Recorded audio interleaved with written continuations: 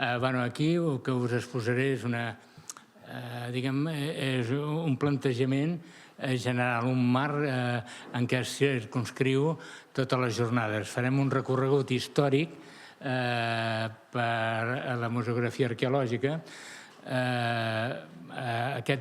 Aquest recorregut comença a mitjans del segle XIX, però que sí que discursivament hi ha antecedents a finals del segle XVIII, per això ho anem prescindint, no? I després és una mica el que us explicaré. I després jo crec, en aquest títol de museografia arqueològica catalana actual entre la total transformació i renovació i l'ancoratge a la tradició, el que vull dir és que, malgrat tots els canvis, perquè una cosa sí que és clar, sempre ens han acusat, i els d'arqueologia encara més, que som museus ancorats al passat, que no evolucionem, i evolucionem al ritme de la societat, com tots els museus i com totes les coses. No hi ha res que quedi ancorat en el passat, i tot es va transformant al ritme que es transforma la societat, i això és el que veurem. Però sí que és cert que jo observo unes constants des del començament, i això és el que us aniré explicant i exposant una mica com s'ha anat produint. I també us comentaré els canvis que he anat observant. Tot això també, i deixeu-me fer una mica de propaganda, és perquè ara he acabat un llibre sobre la museografia arqueològica catalana i tot això encara ho tinc força tendre.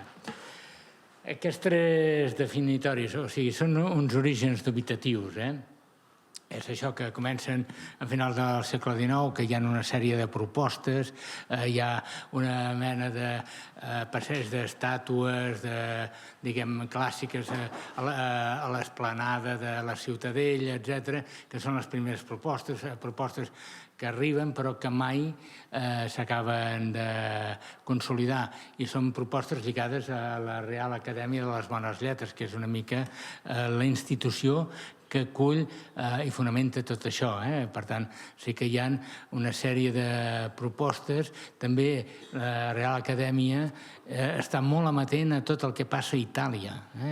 Per tant, saben molt bé què estan fent al Museu Pontici del Vaticà o què està passant a Nàpols, etc.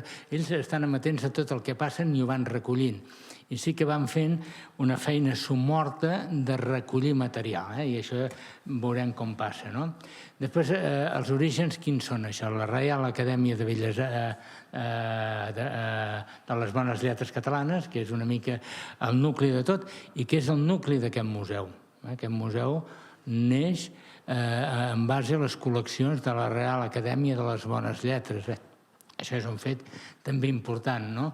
I després hi ha l'altra font important, que és la Real Societat Arqueològica de Tarragona, que també dona lloc a un dels museus que encara perviu, que és el Museu Arqueològic de Tarragona, i que en aquests moments és el museu més antic que hi ha a Catalunya, perquè podríem dir, home, la Real Acadèmia, si té en el MAC el seu reflex, però és que el MAC ha tingut tants canvis i tantes transformacions i tants canvis d'ubicació que al final és difícil de llegir aquesta unitat. Sí que sabem que les col·leccions ja es comencen a recollir per la Real Acadèmia de Belles Arts.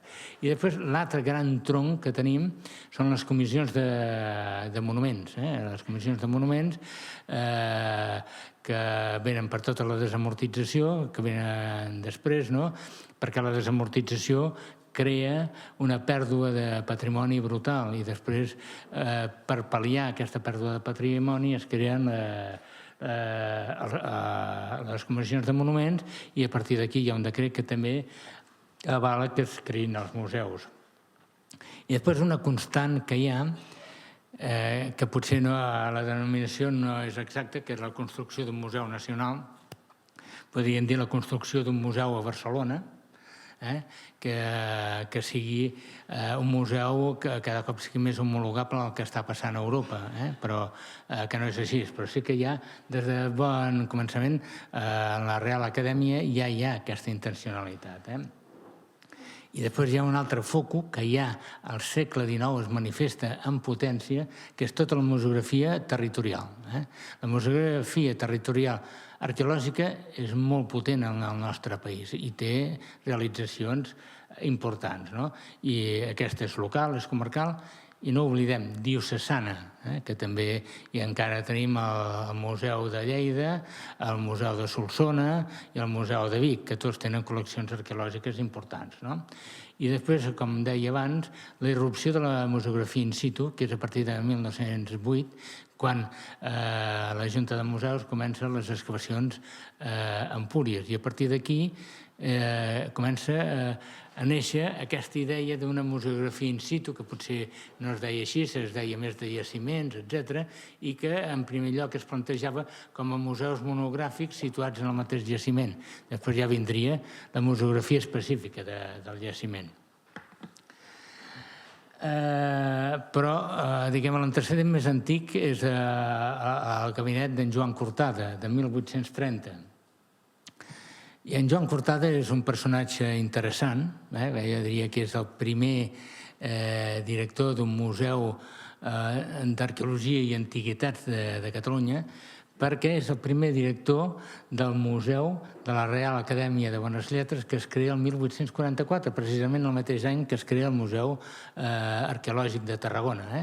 I, per tant, aquí hi ha una munió de coincidències d'una sèrie de museus que es creen als anys 40, no sé per què, però coincideixen. Tenim, en 1844 tenim aquests dos, a l'Acadèmia de Bones Lletres, tenim el Museu de Tarragona, al 45 tindrem el Museu de Girona, de la Comissió de Monuments de Girona, encara que la inauguració no serà fins al 1870 en les Fires de Girona, i després hi ha algun museu, com veurem ara, el Víctor Balaguer, que també és dels anys 40 del segle XIX. Per tant, sí que hi ha una coincidència d'una sèrie de vectors que fan que conflueixen a mitjans del segle XIX la creació dels primers museus que podien dir d'arqueologia, que el concepte d'arqueologia no és ben bé el que tenim ara.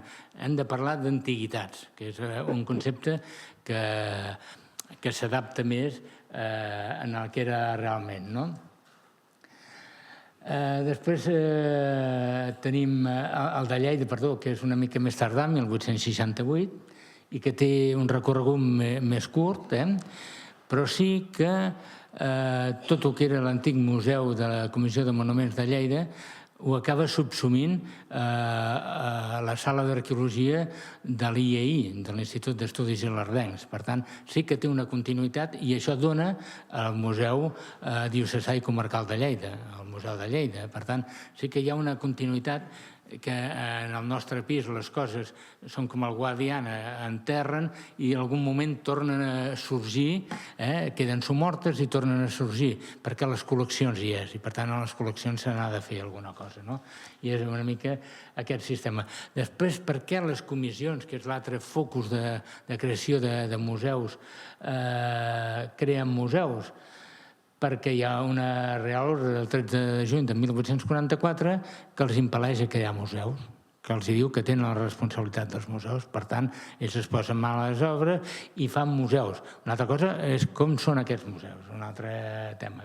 Jo que us deia, el Museu Territorial Víctor Balaguer del 44, Mataró del 1897, el Museu Episcopal de Vic 1879. Una cosa que també tots aquests museus de l'Església també tenen molt a veure amb l'encíclica Rerum Novarum de Lleó XIII, que ara se n'ha parlat molt en el nou papa, perquè és la primera aproximació social que fa el Vaticà. I en el tema de museus, en el tema de patrimoni eclesiàstic són els museus, que els museus estan pensats per formar i adoctrinar, diguem, els fidels i fer-los veure que hi ha un camí en el cristianisme i comencen a sorgir museus cristians i museus, com se'n diu, museus d'arqueologia de Pròxim Orient, etc., que ens expliquen tot això. Després hi ha el Museu Martorell, que és una cosa també diferent, que comença com una col·lecció particular, que l'adquireix cedeix a l'Ajuntament i que després bona part de les seves col·leccions van al Museu Provincial i del Museu Provincial van a petar al MAC, que el MAC també va traient el MAC o el Museu d'Arqueologia de Barcelona o de Catalunya, com vulgueu dir, va recollint diferents fonts i es va estructurant i es va engruixint d'alguna manera, no? I després, per què es fan tots aquests museus? Per què? Per evitar l'espoli. És a dir, el problema que hi havia és el gran espoli que hi havia en tots els béns desamortitzats. Després, per conservar això, s'han de crear els museus. Aquests museus, la primera instrucció i articulació és la llei Mohedano de 1857, i està lligada més al Departament d'Instrucció Pública, no un teòric, diguem, Departament o Ministeri de Cultura. Museografies. Quines museografies hi ha? Les museografies són tristoies, no? Són acopiament de materials, horror vacui, vull dir que tens un quadre al cantó d'una escultura al cantó d'una ceràmica, etc. Perquè la finalitat d'aquells moments era mostrar les antiguitats i mostrar el d'allò. I això sobta una mica quan arreu d'Europa hi ha el Thomsen i després el Hesselius, que comencen a classificar l'arqueologia en les tres edats: pedra, metalls i pedra vella, pedra nova i metalls. Vull dir que, i en canvi això aquí no arriba, aquí continuem exposant com ens ve bé. Vull dir que per tot i això se'ls ha de reconèixer una mica que sense aquestes primeres acumulacions de patrimoni no tindríem els museus que ara tenim. Això és una cosa també.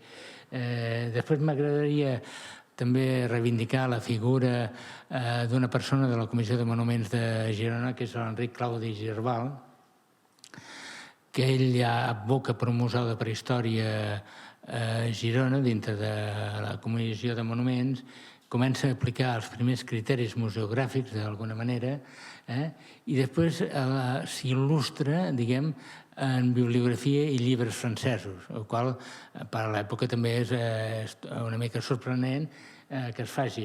I després una altra cosa, una altra característica constant, sobretot en el segle XIX, i jo diria que fins i tot ara, són les fusions. Museus que es fusionen, museus que es separen, que es tornen a fusionar, i al final fas un embolic que dius, i ara aquest museu quin és? En la part ja més rocambolesca és el Museu de Girona, que és el Museu de la Comissió de Monuments de Girona, és el Museu d'Arqueologia de Girona, és el Museu de Girona, i tots, diguem, en organisme és el mateix museu, les mateixes col·leccions, però depenent de diferents organismes, en el qual quedes sorprès de com s'arriba. Hi ha un moment que el Navascues intenta esbrinar què és i al final l'home queda ja entortilligat per la realitat del museu i diu, deixem-ho estar, no? I això no s'acaba solucionant fins ja avançat al segle XX, a l'últim quart del segle XX, no? I després, una altra cosa que també sorprèn quan aquí estem en aquestes coses, hi ha un llibre que en soc molt fan, que és Els europeus d'en Figes, que ens ensenya com l'articulador d'Europa és la cultura, i com els diferents vectors de la cultura són els que articulen el discurs europeu. I els museus formen part d'aquest discurs i també formen part les guies i formen part la creació d'un gust comú i generalitzat a tota Europa. Quan a Europa s'estan fent els museus en base a tot això, aquí continuem acumulant material i preservant material. És, diguem, el salt. Jo diria que sortosament ara ja ens estem homologant al reste d'Europa, cosa que també és important ara, no? I això són aquestes museografies acumulatives. El Museu Episcopal de Vic, si veiéssiu a dalt hi ha retrats, després a les vitrines hi ha material, diguem, sacre, al Museu Arqueològic de Tarragona, també ceràmiques en una Venus i un quadre, hi ha barreges a tot arreu, això la Mònica ho coneix bé per la seva anterior tasca també. Aquí també teniu una altra imatge del Museu d'Arqueologia de Tarragona, escultures, sepulcres, talles gòtiques, de tot una mica, al cantó de ceràmiques, etc. Això era la realitat que hi havia. Però després arriba al segle XX i aquí hi ha el primer gran canvi. Hi ha la primera gran planificació museística general, que la porta la Junta de Museus, el 1908, no? I a partir d'aquí hi ha un fet, jo crec que és molt important, que és les excavacions d'Empúries, que és la gran empresa arqueològica catalana que esmenten els noucentistes, no? I això es va fer una monografia també parlant d'aquest tema, i jo crec que això és un canvi de paradigma important. I a partir d'aquí la Junta de Museus sí que comença a articular propostes de museus, bàsicament en aquesta idea de fer un gran museu a Barcelona. I després hi ha el Museu d'Art Decoratiu i Arqueològic del 1909, hi ha el Museu d'Art i Arqueologia del 1915, i després fins al 1932 no tenim el Museu d'Arqueologia de Catalunya, que s'inaugura el 1935. Però després aquí ho he volgut esmentar perquè realment és curiós, és aquesta pugna entre en Joaquim Folch i Torres i Pere Bosch Gimpera, que hi ha en Jordi Rovira que les posa en un article que és força interessant, aquest article, i com diu, com en Pere Bosch Gimpera salien quinta columnistes anticatalanistes com Alberto de Castillo, etc., per fotre en Joaquim Folch i Torres, no? Però la pugna era lògica. Pere Bosch Gimpera volia un museu d'arqueologia independent gestionat per un patronat i al final ho aconsegueix, i Joaquim Folch i Torres volia que aquest museu d'arqueologia depengués de la Junta de Museu. Després, en la Guerra Civil, ho torna a aconseguir en Joaquim Folch i Torres, no? Però durant els anys 30 sí que és cert que el museu té un patronat i el museu gestiona independentment de la Junta de Museus. Més imatges aquí del Museu Provincial de Santa Àgata, que denota aquesta museografia tan reixida i tan contemporània que gastàvem aquí, però que sortosament hem anat superant. El superat també ho dic entre cometes, perquè sí que és cert que estem parlant sempre d'aquells museus que estan més bé, dels museus que són més vendibles, però hi ha una realitat extensa. No sé si hi ha 100 i pico museus que tenen materials arqueològics, i estem parlant potser de 30 o 40 museus que són exportables d'alguna manera, però hi ha una immensa majoria de museus que continuen sent això mateix. Vull dir que no és aquesta realitat reixida de la que parlem, però sortosament ens hem de fixar més en les èlites, que són les que ens fan avançar, que no pas en les rèmores que ens ancoren una mica a tradicions passades. Aquí tenim el Museu d'Art Decoratiu i Arqueològic. Aquí jo crec que és important perquè encara que no sembli hi ha un ordenament, ja no hi ha aquest horror vacui. Tens l'Escolapi allà i les vitrines al voltant. Per tant, ja hi ha un ordenament, ja hi ha una classificació, ja hi ha tota una museografia que és diferent del que havíem vist. El Museu Martorell també en aquestes vitrines planes també és una altra realitat també a tenir en compte. El Museu d'Empúries, a la Casa Forestal, que també és una mica diferent. Aquí també teniu la biblioteca en l'Escolapi, etc. Que ja són... El que passa que les ubicacions són una mica... el que teníem, pobra gent, vull dir que és el que hi havia, perquè encara més bizarra és el lloc d'exposició del Museu de Sant Pere de Galligants, que estava en el claustre. Per tant, les mesures de conservació del material, sort que molt era pedra i aguanta bé, però evidentment estaven lluny de ser idònies. I aquí els objectes d'Empúries del Museu de Sant Pere de Galligants, en això cal dir que l'avantatge d'Empúries és que és la proveïdora de materials de molts museus de Catalunya i de l'Estat espanyol. Per tant, això és una cosa que tot el que ha sortit d'Empúries ha servit per vestir molts museus. Després tenim la República, i aquí sí que la transformació ja és interessant. De l'Arsenal, on estava el museu, passa a l'edifici de les Arts Gràfiques, que és aquí, precisament en aquest edifici, i es crea el Patronat Autònom. Això també és una cosa important, no? I Empúries es lliga directament per primera vegada al Museu d'Arqueologia. Aquest lligam continuarà fins als nostres dies. A nivell de museografia, i això jo crec que és més Folch i Torres el que té en compte aquesta museografia, es té molt en compte l'espai. Per primera vegada l'espai és important. És un objecte en un espai. I aquest espai ha de ser evocador de la realitat que reflecteix. Això és el que fa Folch i Torres i que es veu encara més clar al Menac, en tota la pintura romànica. El que passa aquí, Bosch Gimpera potser avança una mica més i va a una atmosfera més recreativa que evocadora. I això seria el diorama d'Altamira, que tenim a baix, que és de l'exposició del 29 de l'arte prehistórico en Espanya, i ell aprofita, diguem, aquest diorama. Després també hi ha la reproducció de la mina romana, hi ha el de la cuina romana, i són ja museografia és molt contextual, per tant, hi ha intents que és com un intent d'immersió, de dir-ho d'alguna manera, sense noves tecnologies, només en escenografia, cosa que també té el seu mèrit, i en diorames. Per tant, hi ha aquest d'això, i això després l'Almagro continuarà en les sales pompeianes. En les sales pompeianes de baix hi ha aquest concepte d'espai evocador, vull dir que t'evoca una casa pompeiana. Els mosaics és una cosa criticable, que tu puguis trepitjar uns mosaics originals tranquil·lament, i que pugui passar milers i milers de persones a l'any trepitjant aquests mosaics. És cert que no sé ara a l'Estat si pateixen gaire o no han patit gaire.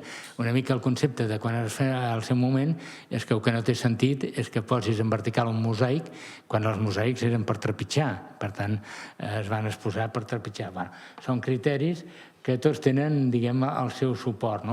I després hi havia la sala dels monuments públics i la sala dels monuments religiosos, una mica que tots intentant recrear un ambient, i una mica el pare d'aquestes museografies va ser l'arquitecte Josep Godelló, que aquí va tenir un pes important, diguem, en el tema del museu. I després, el 1835, ja s'obre el museu en 18 sales.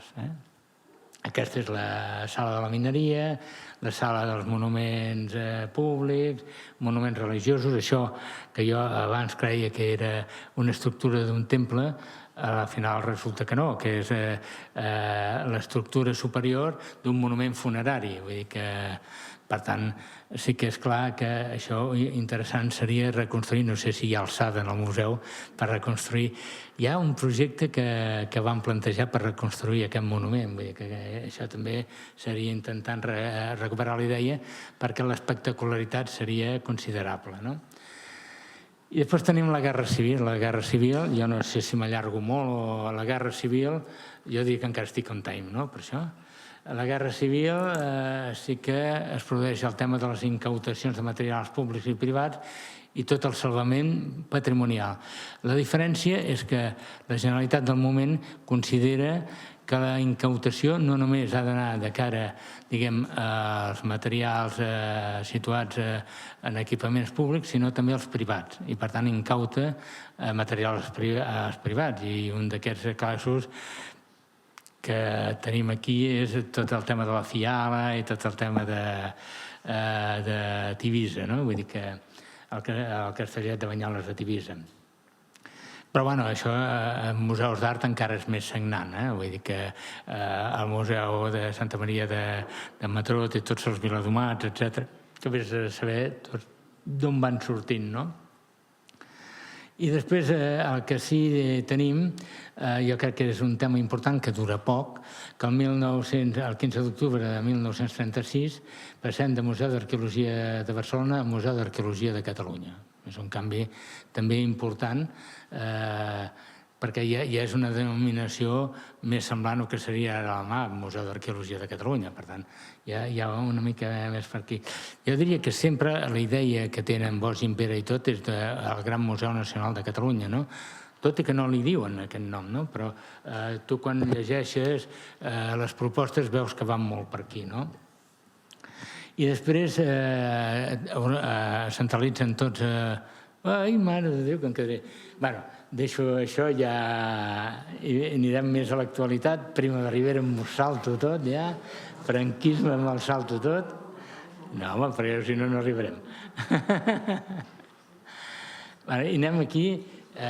Aquí ja sí que m'aturaré una mica tot el tema de tardofranquisme i transició democràtica, no? Aquí sí que es produeix una ebullició ideològica, i aquesta ebullició ideològica no és només política. A nivell de cultura també es fa, i a nivell de museus es fa. Vull dir que aquí ja arriben propostes d'Europa, es debaten propostes d'Europa, i tardarà una mica a quallar. Però després, en la creació del Servei de Museus, a la Generalitat de Catalunya sí que quallen aquestes propostes, i les primeres que quallen és en la primera xarxa de museus locals i comarcals, i després es anirà fent. Per tant, el Servei de Museus sí que fa d'introductor d'aquestes noves tendències, i aquest és un paper important. Institucions importants. Hi ha una cosa que crec que és important, que tenim en Lluís Monreal com a secretari general d'ICOM. Això és una fita important, vull dir que Catalunya col·loqui una persona al capdavant de l'ICOM, és una cosa important. Hi ha l'Assemblea Democràtica de Museus del 77, l'Associació de Treballadors de Museus del 82, i després jo crec, és una cosa que no es diu mai i jo reivindico molt, que és a partir dels 80 l'arribada dels primers universitaris als museus territorials, als museus locals i comarcals. I això és el que provoca la transformació. Això és un element important que no es té en compte, que és subjectiu, però és que quan aterrem tota una sèrie de gent recent sortits de la universitat i el nostre poble ens crida perquè anem a fer el museu, evidentment, jo us diré, al museu que em vaig trobar quan vaig arribar, hi havia un safareig i posaven un pigot de picar la fusta per rentar, i hi havia 4 coses, i dius, no anem pa bé aquí, no? I després es transforma tot el museu. I això ho fa la gent que surt de les universitats i arriba al territori i ho fa endavant. La Junta de Museus, com us he dit, el Servei de Museus, i la Junta de Museus, que jo crec que davalla ja definitivament, i la Junta de Museus és una ombra del que va ser, i probablement és que no li toca ser una altra cosa, perquè ara tens un Servei de Museus, tens una Direcció General de Patrimoni, tens una Agència Catalana de Patrimoni. El paper de la Junta de Museus és més un paper històric i de rememorança històrica del que va ser, de la glòria que va tenir aquesta Junta de Museus, que diem que va ser la que va revaloritzar tot el tema de professionalització en els museus. Després tenim la creació del MAC el 95 i la Llei de Museus de 1990, per tant és tot una...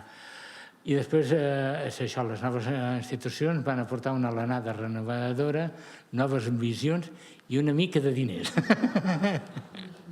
En podien haver estat més, però vull dir que en això jo crec que els museus som com l'herba. En la sequera, quan queien 4 gotes, de seguida reverdia l'herba. I els museus també fem això, amb 4 gotes reverdim de seguida, i tirem endavant, Després, la didàctica en la museografia també s'imposen, es creen les jornades RADEAC sobre departaments de didàctica en els museus. Després ja es comencen a generalitzar ja les museografies contextuals, demostratives, de tipus analògic en un primer moment, però comença a haver-hi una primera gran transformació museològica. I després també, encara que no siguin actuals, crec que hem de reivindicar una mica la figura d'en Santacana, perquè també és just fer-ho, i hi ha tot el tema de la Ciutadella de Calafell o l'Hort de Parc, que és el primer jaciment que s'intenta reconstituir. Després hi haurà altres, els Estinclers, per exemple, també crec que fa una tasca importantíssima de recuperació del jaciment arqueològic. Aquesta museografia del Museu d'Història de Catalunya, que hi ha aquesta àmfora i que et permet a tu aixecar-la per veure quan pesava una àmfora. Per tant, ja hi ha una arqueologia més experimental i això ja vol dir canvis importants. I això ja és a finals del segle XX, vull dir que tinguem en compte. Aquí també tenim aquesta reproducció d'una mastaba egípcia del Museu Egipci de Barcelona. I després hi ha les museografies del segle XXI, i en això ja sí que acabo aquí, jo diria que m'hauré ajustat, no? Vull dir que... I després en això sí que seguim diguem, els criteris que ha marcat ICOM, i que, de fet, el nostre pla de museus, això és del 22, i el nostre pla de museus, el 14, ja ho planteja d'alguna manera, no? I després són aquestes museografies accessibles. Això és important, perquè accessibles vol dir no a nivell de barreres físiques, sinó accessibles per tots els col·lectius. Això vol dir uns replantejaments museogràfics importantíssims. Museografies solidàries, també, que ningú se senti exclòs, no? Museografies immersives, no? Que són ja les primeres, no? La superació de les parets del museu. Per tant, es potencia també la museografia in situ. Vull dir que les parets del museu cada cop són més permeables, perquè quan fas una realitat immersiva, les parets del museu són relatives, també. Vull dir que no hi ha parets, d'alguna manera. Quan veus els ulls de la història i ho fas al Palau Moja, si no hi haguessin parets també funcionaria igualment, no? Vull dir que... I després hi ha aquesta florida de museus arqueològics de la que us he parlat, i després això, una mica la potència d'aquesta museografia territorial que jo sempre reivindico. I això que crec que la Carme Albosa ens en parlarà més abastament i crec que és important, no? I després hi ha una problemàtica d'accés de museus d'arqueologia que es pot plantejar. Això són gràfiques per veure el creixement dels museus. Veureu, jo ara aquí sí que no... Deixa'm veure les ulleres perquè no veig aquí el període aquest de 1945 a 1994, que és quan es creen més museus. Aquí podeu veure també els museus o col·leccions arqueològiques al segle XXI, renovacions, com veureu que en l'últim lustre és quan hi ha hagut un creixement exponencial de renovacions de grans museus. També hi ha un fenomen, que és col·leccions arqueològiques que s'expulsen de bons museus territorials. Estic parlant del Museu de la Pesca de Palamós, estic parlant del Museu del Suro, que es dedica més al suro i a la pesca, i per tant el material arqueològic, quan havien sigut importants en aquests temes, limiten els orígens d'aquestes activitats. Per tant, no hi ha un discurs, bàsicament. Cosa que jo crec que és diferent en el Vinceum, que el Vinceum inclou en tot el seu discurs el material arqueològic, l'art i l'etnologia, etc. I després tenim els museus en col·leccions d'arqueologia, els nous museus. I aquí veureu com en el període 2016-2020 hi ha un creixement important i, en canvi, en l'últim lustre hi ha un descens. Ara falta veure com acaba la dècada per veure com va. Però veiem que aquí la tipologia dels museus d'arqueologia, i ja, si us sembla, ho acabo aquí i si algú té preguntes els hi aclariré molt de gust. I perdoneu el rotllo. Bon dia a tothom. Permeteu-me agrair al Museu d'Arqueologia de Catalunya que m'hagués convidat en el seu moment, i especialment a Manel Rueda, que va contactar amb mi ara ja fa mesos, per proposar-me que participés en aquestes jornades. I deixeu-me també, en aquest preàmbul de la meva presentació, que aclareixi una mica de què anirà això de la patrimonialització de la materialitat arqueològica a Catalunya. Ara quedaré molt malament, jo no us parlaré de museografia, no gosaria, no em dedico a la museografia, no m'hi he dedicat, malgrat que he participat en la museïtzació d'alguns jaciments arqueològics, i perquè crec que tampoc era aquest l'encàrrec que en el seu moment em va fer en Manel Rueda. També aclarir que no us parlaré dels valors, no parlaré dels valors atorgats al patrimoni. Si potser parléssim d'altres patrimonis immaterials, patrimoni, gastronòmic, patrimoni fins i tot industrial, etc., potser sí que parlaria d'aquests valors, els valors formals, els simbòlics, els valors històrics, que atorguem allò que anomenem patrimoni, però el cas del patrimoni arqueològic té unes salvetats molt especials i, per tant, comporta que no entraré a valorar aquests aspectes dels valors. Ni tampoc parlaré dels usos del patrimoni, a què dediquem el patrimoni, ni tampoc parlaré dels no usos perquè també formen part dels valors patrimonials, del valor d'opció, del valor d'existència, del valor de llegat.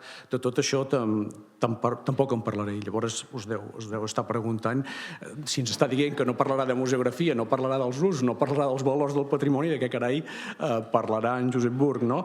Doncs jo parlaré ben bé, ens dedicarem a examinar durant aquesta presentació del procés mateix pel qual objectes heretats del passat, tant els més recents com els més llunyans, esdevenen patrimoni cultural i adquireixen un significat col·lectiu. Parlaré del procés de patrimonialització.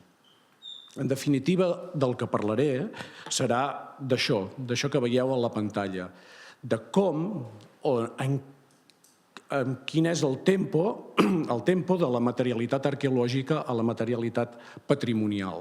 Parlem d'una cosa que és un objecte que definim com arqueològic, per això he emprat aquesta paraula, la materialitat, per després passar a ser considerat aquell objecte patrimoni, materialitat patrimonial. I aquesta exposició es vertebrarà en 3 preguntes clau.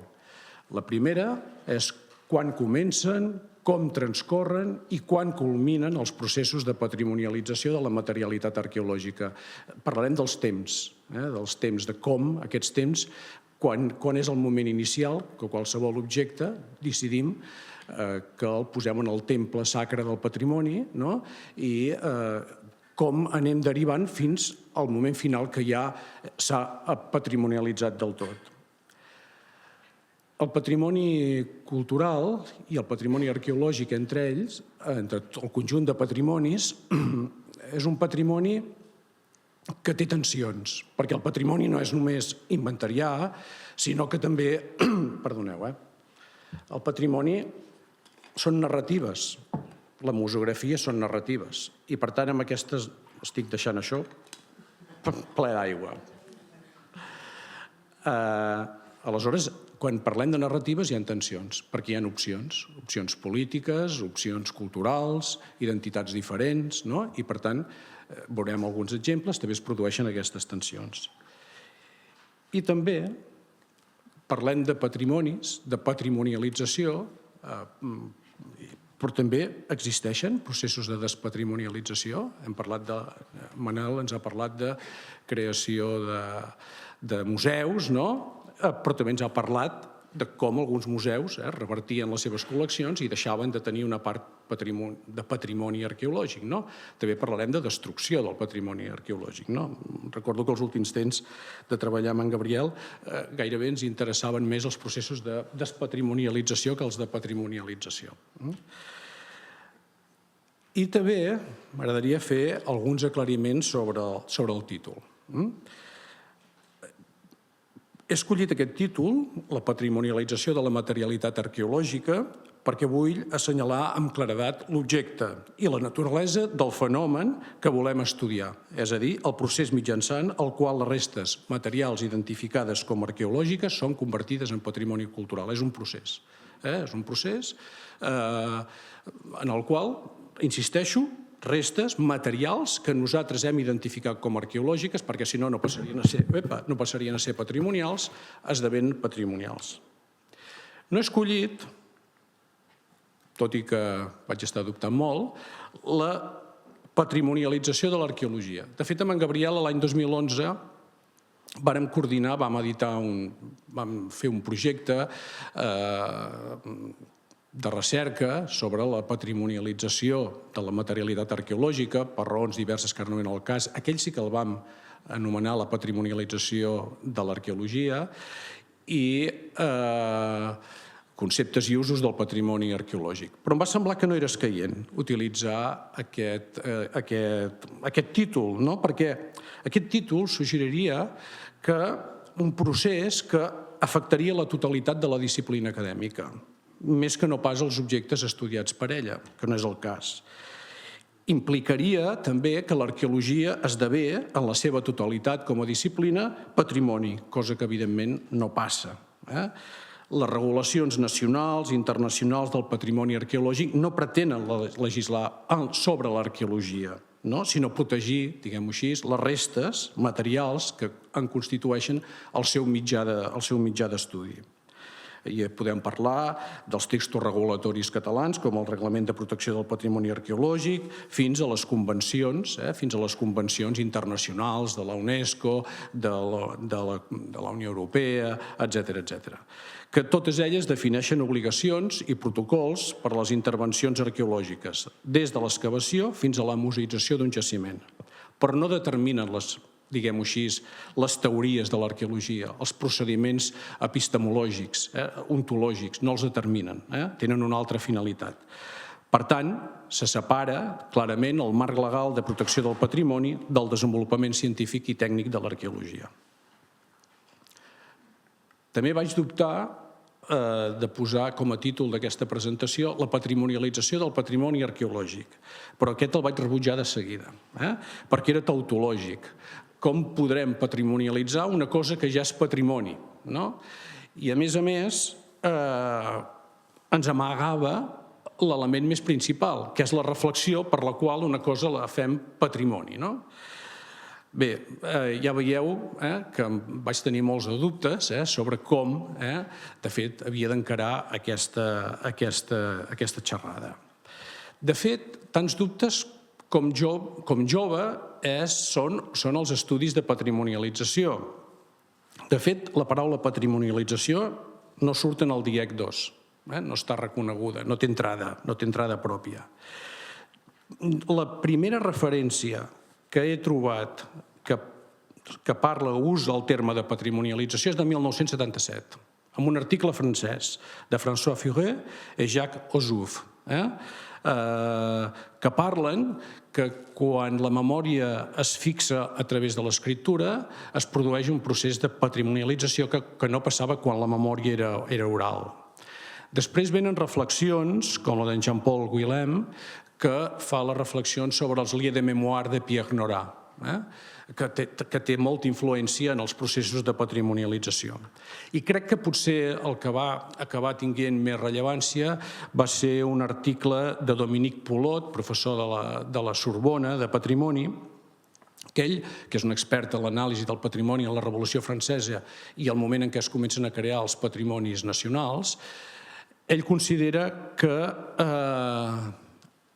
aquesta patrimonialització contemporània passa de patrimonialitzar elements materials que són llocs de memòria i no com havien estat abans de la Revolució Francesa, memòria dels llocs. És una diferència substancial que Dominique Poulot tracta i crec que aquest ajuntament amb algun altre tenen una influència enorme en la historiografia europea del patrimoni i a partir d'aquí ja es comencen a estendre. En el camp de Catalunya també es comencen a estendre als anys 90, però permeteu-me una dada, al meu entendre, significativa. En el llibre rellevant d'Antropologia i Patrimonio de 1997 de Llorenç Prats, la paraula patrimonialització surt esmentada 6 vegades, però només en el pròleg signat per Jean-Claude Duclos. No surt ni una sola vegada, el 1997, en el cos del text. Parla de coses patrimonialitzables, però la patrimonialització no surt cap vegada. En canvi, l'article que fa Llorenç Prats, Concepto y gestión del patrimonio local, un article que va tenir molta rellevància en el seu moment i va ser molt influent, ja esmenta la paraula patrimonialització 10 vegades.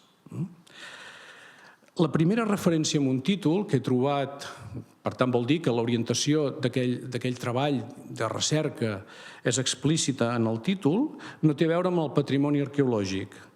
És un article, perdoneu si no pronuncio bé, de l'Helena Spage, que parla de la patrimonialització de la cuina regional, en la qual ella tracta de com la cuina quotidiana passa a ser una cuina identitària i, a més també esdevé un recurs turístic, d'acord? I en aquell mateix any, en Gabriel Alcalde, amb un article pioner, al meu entendre, que era de vacances a la prehistòria, que va publicar el número 15 de Cota Zero, fa una reflexió sobre després hi tornaré en aquest article, fa una reflexió de com la societat intervé en els processos de patrimonialització i esmenta una sola vegada una sola vegada la paraula patrimonialització, només una vegada. Anys més tard, ja us dic, fins i tot després ja en fem un llibre, editem un llibre que és la patrimonialització de l'arqueologia. D'acord? Per tant, aquestes reflexions que he fet al principi de dir els dubtes cap on t'orientava tenen molt a veure amb la joventut de l'estudi dels processos de patrimonialització. En Manel Rueda ens parlava d'aquesta història que començava ell al segle XIX, encara és molt més jove aquesta història de què entenem i com patrimonialitzem. Bé, tal com anem a veure ara quins són aquests processos de patrimonialització de la materialitat arqueològica a Catalunya.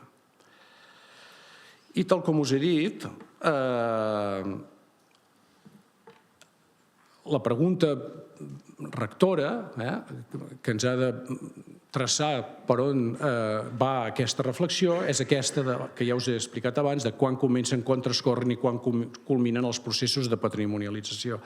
Però aquesta pregunta no la podem destriar d'una altra pregunta, és qui esdevé protagonista o implicat en aquests processos. De fet, podria haver fet 4 preguntes, però hauria d'haver tornat a quan comencen aquests agents, quan participen en les tensions o qui participa en la despatrimonialització. Bé, el primer, podríem dir, el punt bàsic, el campament base, és considerar que el patrimoni arqueològic forma part dels conjunts, dels patrimonis coneguts com a patrimoni material, juntament amb el patrimoni arquitectònic, patrimoni industrial, etc. De fet, la materialitat és un dels eixos centrals de l'arqueologia com a disciplina. Nosaltres treballem analitzant el passat, però ho fem a través de la matèria. Per tant, és sobre aquest fonament material que es basteixen els processos de patrimonialització. Però ens hem de preguntar què és matèria arqueològica? Per què, dins de la universalitat de la materialitat, nosaltres estem rodejats de matèria, els aparells d'aire condicionat, els seients on esteu, la taula que tinc jo al davant, tot és matèria. Per què hi ha algunes coses que esdevenen patrimoni arqueològic i altres no?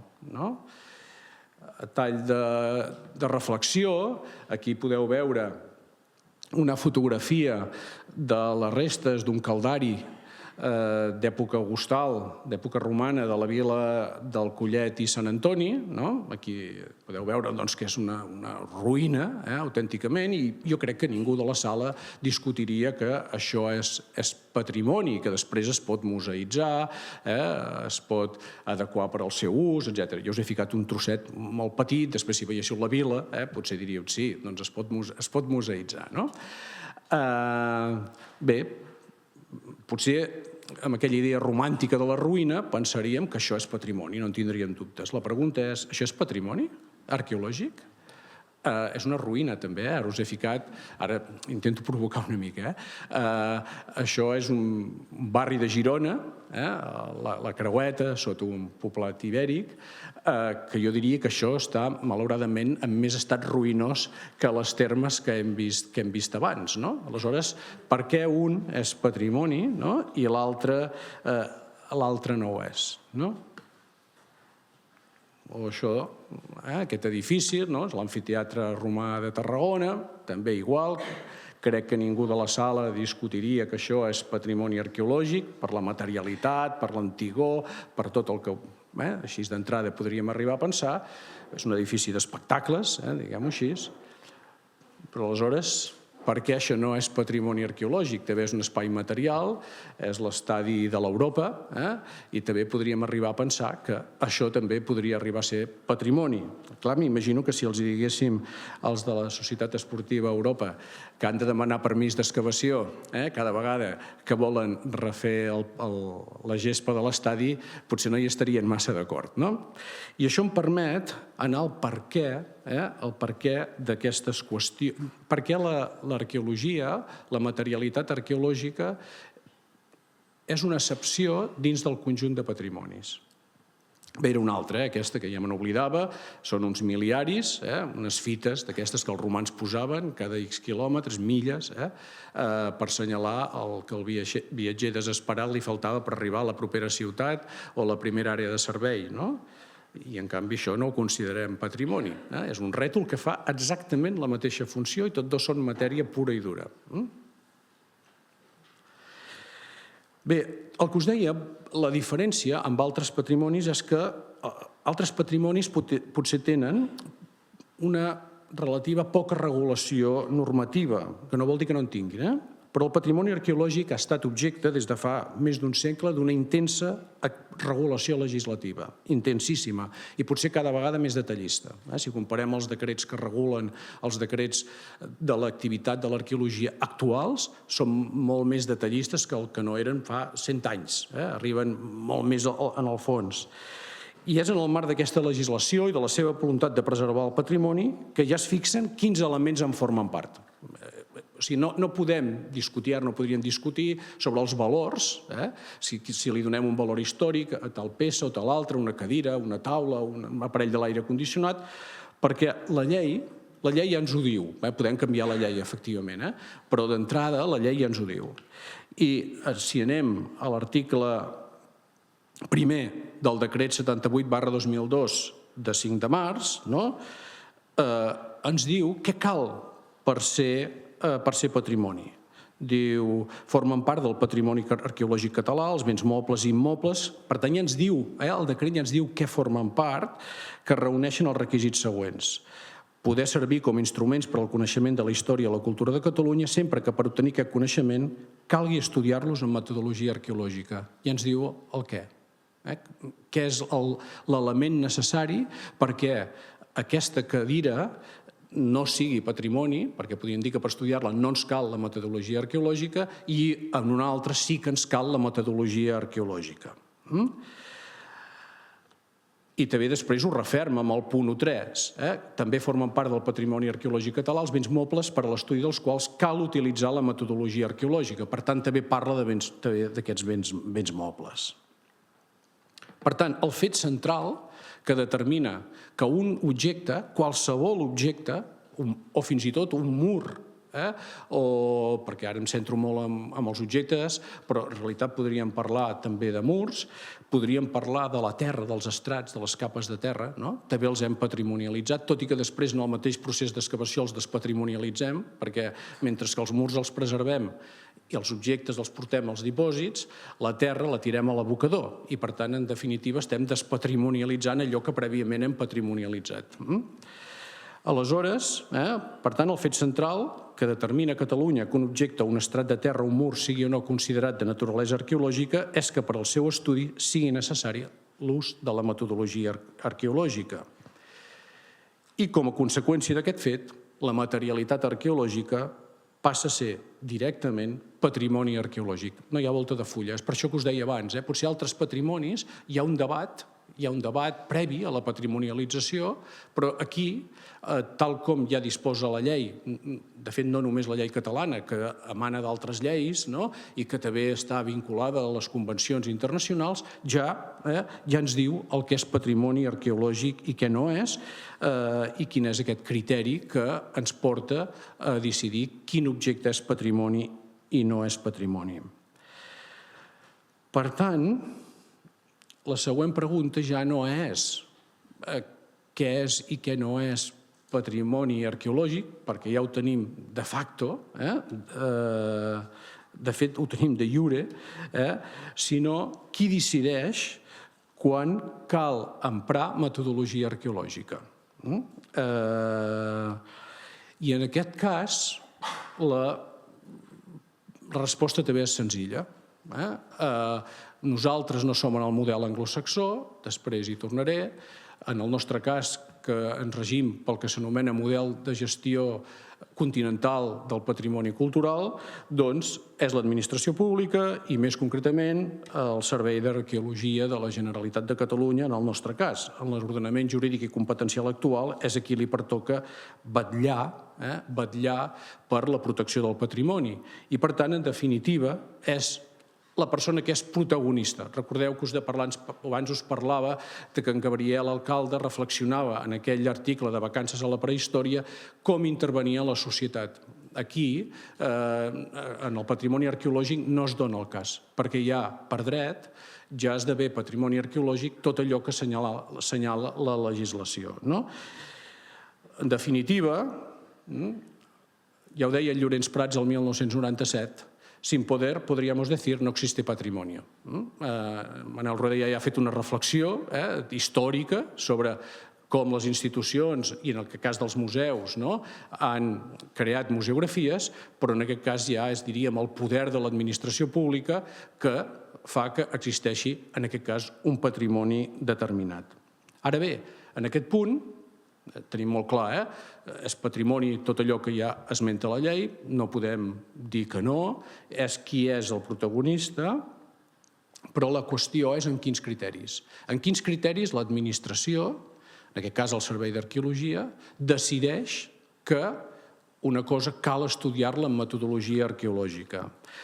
I penso que en aquest cas els fonaments d'aquests criteris no s'han de buscar específicament en la pròpia administració pública, sinó en l'arqueologia com a disciplina.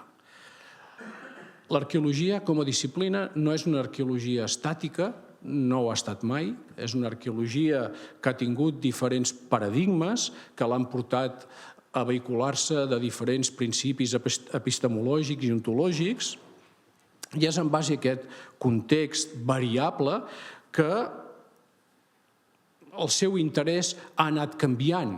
Segurament fa 100 anys no s'haguessin plantejat excavar una fàbrica. No formava part de l'ideari de l'arqueologia. I per tant, com que no formava part de l'ideari de l'arqueologia excavar una fàbrica, tampoc en les regulacions i normatives de fa 100 anys tampoc hi havia una preocupació per aquest patrimoni que en diguem ara industrial, que és una cosa molt més recent. O això que veieu aquí, això és una excavació d'un mas a Tossa de Mar. Tampoc, ara s'excaven masos, però fa molts anys no s'excavaven. Me'n recordo, l'any 88, amb en Xavier Alberch, vaig tenir l'oportunitat de fer l'estudi d'un mas a Salt i me'n recordo que la primera reacció de l'alcalde va ser: i per què voleu excavar un mas? Què hi penseu trobar en un mas, no? I estem parlant de fa 4 dies, estem parlant de l'any 88, no?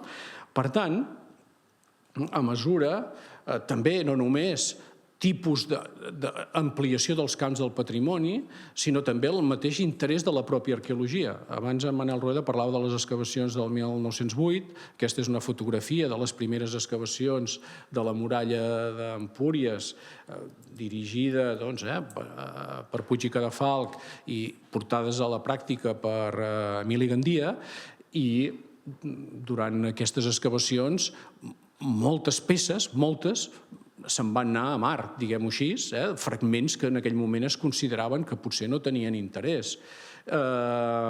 Cosa que ara no passa. Ara hi ha una metodologia, un interès de l'arqueologia per tot tipus de materials, ho guardem tot, des de la ceràmica, la pedra, els industrialítiques, però també guardem els carbons per fer estudis antrocològics, guardem les granes per fer estudis carpològics, fem estudis de pol·len, etc. I per tant els interessos han anat variant. I com que això ha anat variant, també ha anat variant la visió del que cal regular i, per tant, la visió del que és patrimoni arqueològic, això que parlàvem abans. Aquest estadi inicial de patrimonialització, recordeu que la pregunta era com comencen? Doncs comencen amb el moment en què l'administració decideix que en un lloc per ser estudiat cal metodologia arqueològica.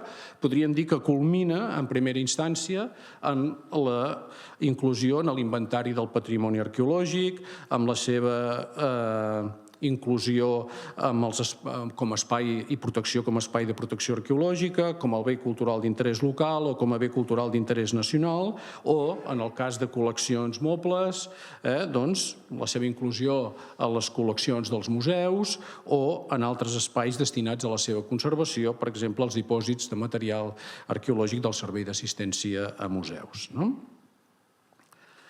És més, penso que aquest és un fet rellevant, en el cas del patrimoni arqueològic, aquesta materialitat gaudeix d'un significat especial, d'una categoria diferent a la resta de categories del patrimoni. És allò que es coneix que el patrimoni arqueològic és demanial, és un bé demanial, i com a bé demanial entra a l'esfera del domini públic.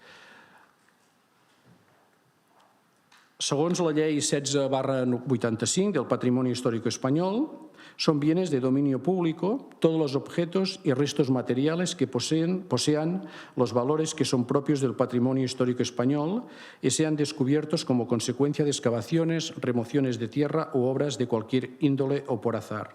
Què significa això?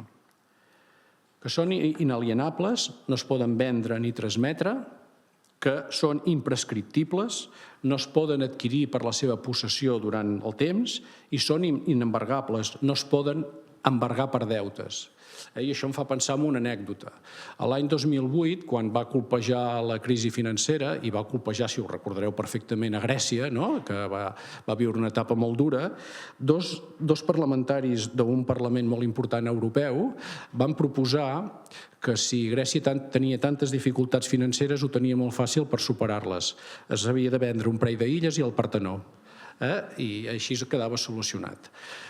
Això, no conec la llei grega, però teòricament per aquest fet de demanial, de domini públic, no seria possible perquè el patrimoni arqueològic, a diferència de molts altres patrimonis, alguns poden arribar a l'esfera del domini públic, però requereixen,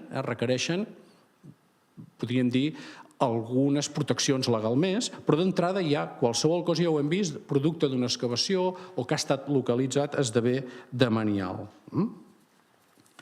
Per tant, podríem dir que qualsevol material, un cop identificat com a arqueològic, ja passa a integrar-se a l'esfera de la sacralitat patrimonial. I és sagrat, aquell objecte sagrat. El posem en una vitrina i el venerem com un tòtem perquè ha esdevingut, ja abandonat els cercles de l'infern per passar a l'hemisferi, no sé si del purgatori o del cel, però ja ha esdevingut una cosa superior.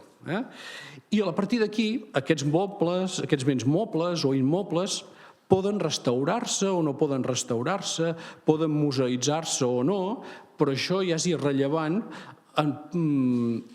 per la seva genètica patrimonial. Ja han esdevingut patrimoni. Fins i tot es poden trobar en un estat deplorable, és igual, és patrimoni. Tenim pel país molts jaciments que no estan en un bon estat de conservació, moltíssims, però és igual, són patrimoni, i la llei, teòricament, els protegeix. Aquí us he ficat una fotografia d'internet, al qual veieu un procés de restauració, i aquí un jaciment que, ja veieu, està museïtzat, però en alguna part potser no han passat a segar l'herba i es veu que la seva museïtzació no és completa. Però és irrellevant, tant és patrimoni aquell que està restaurat com aquest que no està restaurat. Ara bé, la pregunta, que ja veieu que em faig moltes preguntes, la pregunta que em faig és què passa amb la matèria que podríem considerar, i l'administració podria considerar que cal emprar per la metodologia arqueològica i d'aquesta manera seria un tòtem patrimonial, però, per exemple, l'administració no en té coneixement. I aleshores, perquè passi d'aquests cercles infernals, aquests hemisferis celestials, ja depèn dels agents. Depèn molt dels agents, tant privats com col·lectius, i de les seves tensions, de les tensions que es poden establir en relació a aquell objecte patrimonial. Us he ficat un exemple de fa ja uns anys, del 2012, que ja ho veieu en el títol, investiguen si ha fet malbé el poblat ibèric de Maià de Montcal.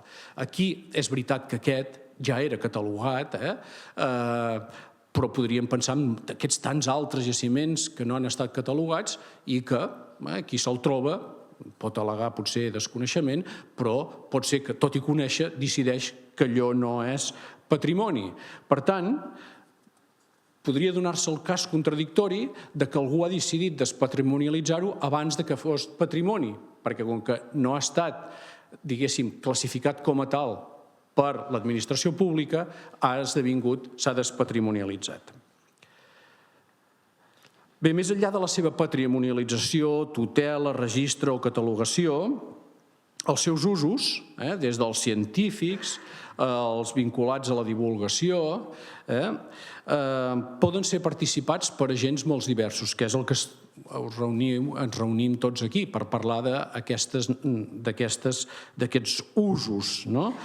En el model continental de gestió pública del patrimoni, i de la qual ja us he dit que Catalunya en formava part, l'administració en continua exercint un rol determinant, per exemple, a través dels museus públics. En Manel Rueda ha parlat de molts museus. Quants museus en realitat són privats del conjunt de museus d'arqueologia? Els comptarem... Mana? Exactament, i després els diocesans podríem considerar que també són privats. Però en general és un sector públic el que gestiona i que museïtza aquest conjunt d'elements. En els museus sou rellevants en el camp de la divulgació, de la conservació, de la protecció, també en el de la recerca, en el qual s'hi sumen les universitats i els centres de recerca.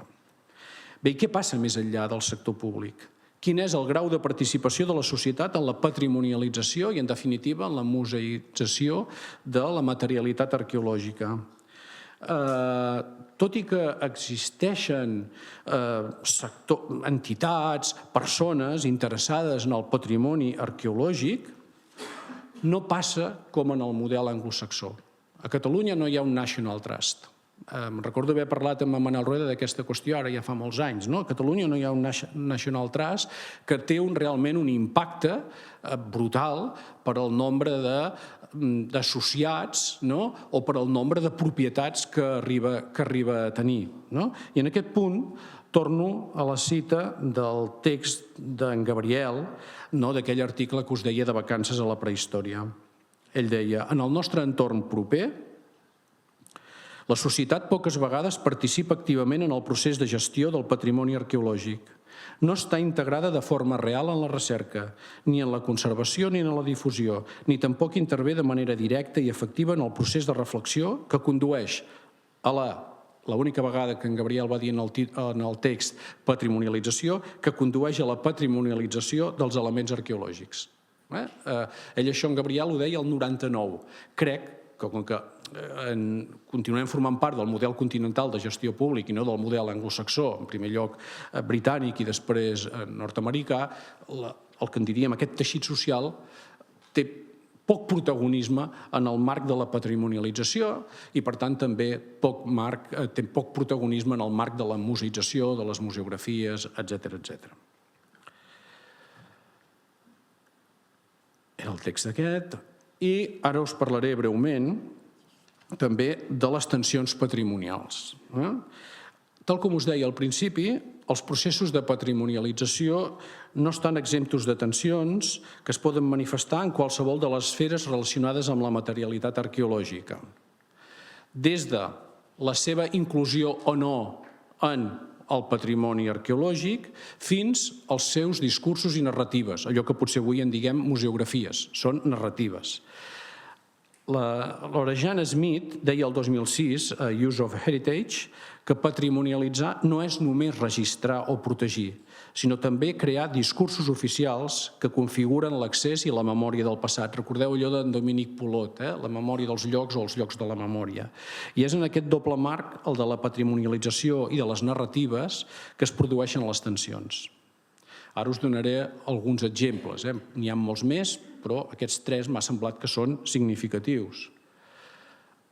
Ara ja fa uns quants anys, cap a 20 anys potser, 16, 20 anys, a la modificació del bé cultural d'interès nacional del Puig de Sant Andreu, d'Ullestret, del poblat ibèric, va portar veus contraris. Ja veieu aquest titular del Diari de Girona. Els municipis reclamen a Cultura que negociï la protecció d'Ullestret. Els alcaldes creuen que la sentència que anul·la el vecín ha de fer recapacitar el departament. Per què van sortir veus contràries? Doncs perquè estaven aquestes veus lligats a interessos particulars que veien en l'ampliació, en la modificació de l'entorn de protecció d'Ullestret, una amenaça als seus interessos directes. Aquesta frase és de la primera legislatura d'un ple municipal, de la primera legislatura dels ajuntaments democràtics de l'Escala. La persona que ho va dir aquesta frase, crec, lapidària. Les ruïnes d'Empúries són la ruïna de l'Escala, perquè considerava que tenir ocupat no sé quantes hectàrees, hi deuen haver, a Empúries ocupades per ruïnes, impedien el creixement urbanístic i turístic de l'Escala, i que allò no podia ser, perquè els interessos de l'Escala eren uns altres. Per tant, aquí també veiem tensions, tensions en el moment de la protecció. No me'n vaig a buscar les tensions de 1908 o de 1910, quan la Junta de Museus de Barcelona comença a comprar parcel·les a la gent de l'Escala que hi tenia vinyes, erms, etc. Si no són tensions contemporànies. I un altre molt proper, el Born. El Born també no ha estat exempt de múltiples... Sí, estic acabant, ha estat exempt de múltiples tensions patrimonials des del seu naixement. La primera és si es feia biblioteca o es preservaven les restes. Aquí també hi va haver un debat en el seu moment, què es feia, què no es feia, etc. L'opció escollida va ser preservar les restes, al lloc en el mercat i on s'havia de fer la biblioteca, la biblioteca provincial. Però després, un cop ja resolta aquesta qüestió, les tensions s'han manifestat fins a l'actualitat i tenen a veure amb les narratives, amb l'orientació narrativa del jaciment, què s'explica, com s'explica, què subratlla. Són tensions que conflueixen en aquell espai. Les restes són les mateixes, són uns murs, són uns paviments, són unes llars, són uns objectes, etc. Però com ho expliquem, què subratllem, què amaguem, què no amaguem, són les que provoquen aquestes tensions que són absolutament actuals. La patrimonialització no és un camí de roses. Molt bé, i abans us deia, patrimonialitzar. Patrimonialitzar és un fet rellevant pel que ens trobem ara aquí, però també hi ha processos de despatrimonialització. Us deia al principi que aquest era un tema de recerca que ens interessava ara ja fa uns anys amb en Gabriel, gairebé tant o més que els processos de patrimonialització. Simplement hi estaré 3 segons. Abans parlàvem que la llei d'alguna manera regulava o ja ens deia què podíem patrimonialitzar i a partir d'aquí construir nosaltres les narratives que vulgueu. Però és curiós i pot semblar contradictori que la llei també preveu la despatrimonialització. Fixeu-vos, diu, també és el mateix decret de regulació del patrimoni arqueològic i paleontològic. Fixeu-vos que no diu reglament de protecció de l'arqueologia, diu de protecció del patrimoni, no funciona en relació a l'arqueologia, però què ens diu sobre la despatrimonialització? Diu, en els supòsits de l'article 32, en què vistes les característiques de les restes i de l'obra, actuació o circumstància que motiva la necessitat d'aplicar una de les tècniques previstes en el precepte esmentat, no sigui possible o no es consideri dient la conservació in situ, enrebliment indefinit o el trasllat de les restes, se'n pot autoritzar l'eliminació.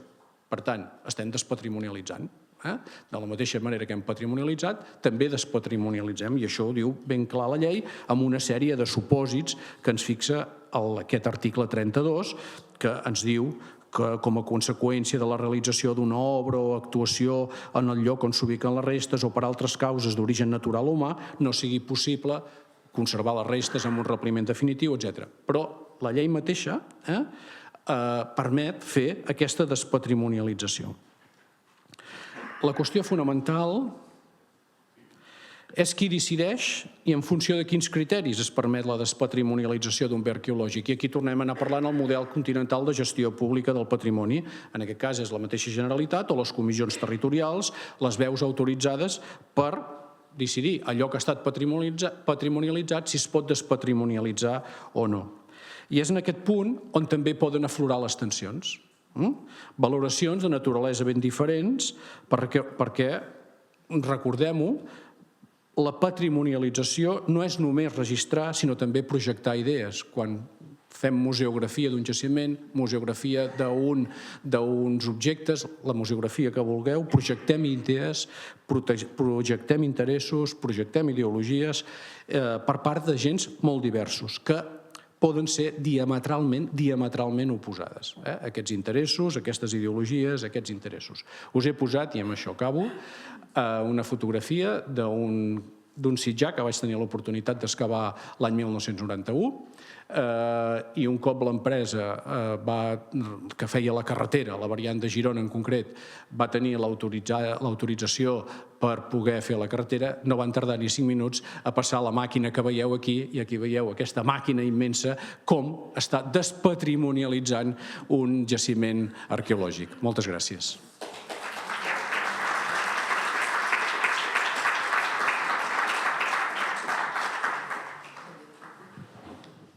Bé, a veure, no volia fer una sessió molt estàndard, no? Entenc que de tant en tant hi veig que hi ha bastanta gent jove, no? I gent de museus petits, no? Tinc una certa intenció de tant en tant a fer reflexions o a reprendre reflexions del passat, no? I per tant, crec que s'ha de fer, no? És a dir, els que havíeu treballat aquí al MAC ja sabeu que de tant en tant redefiníem públics, redefiníem coses per prendre decisions de cap a on tiràvem, si més a l'esquerra o més a la dreta. Però, per tant, primer, quina missió tenim? Els museus d'arqueologia sabem que hem de preservar, difondre un patrimoni arqueològic, històric, digue-li com vulguis, amb unes col·leccions que hem anat adquirint amb els anys o amb el temps o que hem anat acumulant en tot cas. I, per tant, les exposicions representen, les temporals representen una eina clau de fer canvis, de poder-se moure una mica més, de presentar els nous coneixements. Alguns, com el MAC, tenen tota una sèrie de jaciments arqueològics en els quals es fan exposicions i d'alguna manera tot això s'ha d'anar presentant. Es poden fer exposicions més o menys temàtiques sobre la vida dels nostres passats. Això és un tema recurrent que, a més, crec que és dels grans temes que estan agafant justament per les noves tecnologies una part important del que podrien ser els museus de tendència.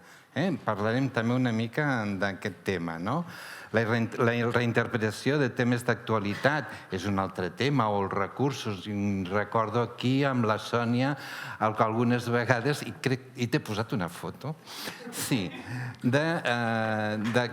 d'introduir elements que no són propis d'un museu d'arqueologia, sinó que per el relat que li estem donant ens pot ser molt útil. I després acollir cultures del món. A baix en teniu una, que també en parlarem d'aquesta exposició. Bé, és així? Així. Vale. Quins són els reptes? I aquí podria ser molt llarg de parlar d'això, ho he intentat simplificar al màxim, però augmentar els nostres públics, sí que és veritat. Les exposicions temporals sempre les hem classificat com un espai de com fidelitzem la nostra clientela i com la fem tornar. A diferència d'un monument que normalment seran les activitats que es facin en aquell monument les que fidelitzaran que hi tornem. En els museus el tema de les exposicions temporals és una mica la identitat i cal crear també una sèrie d'elements perquè ens facin pensar que aquesta és la filosofia de la casa.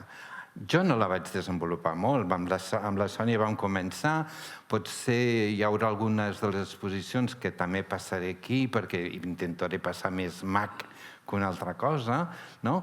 Però jo no vaig tenir temps, és a dir, el meu objectiu era canviar tota una sèrie de sales d'exposicions permanents que no és que haguessin envellit, era arqueologia dintre de la pròpia arqueologia, no?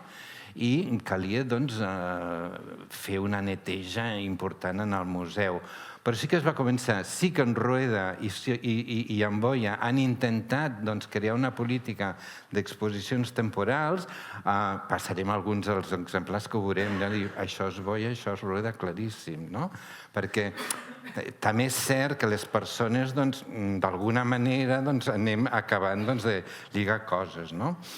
Fomentar l'interès social, cultural i científic és una funció claríssimament nostra i que sempre crec que ens ha funcionat relativament bé, no? Pressupostos i recursos. Bé, és un altre repte, evidentment, el del pressupost n'hem parlat tota la vida, ja n'ha parlat en Rueda abans, no? És un repte important. Ens costa trobar diners, més que els museus d'art en principi, no?